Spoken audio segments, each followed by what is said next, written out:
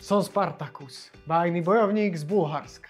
A keby som mal možnosť, rezervujem si zájazd s Turankárom. 6 dní plných histórie, legend a výborného jedla. Ale nie vážne, radšej by som bojoval so zľavami na zájazd, než s Rímanmi.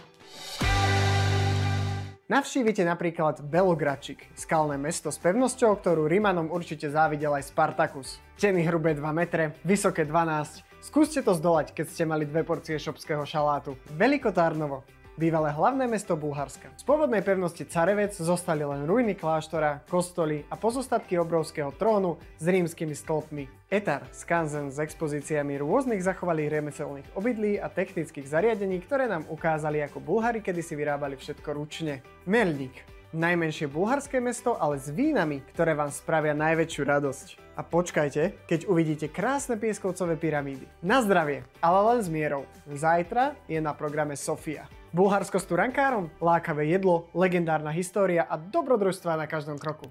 Tak čo ešte váhate? Zaži to s nami.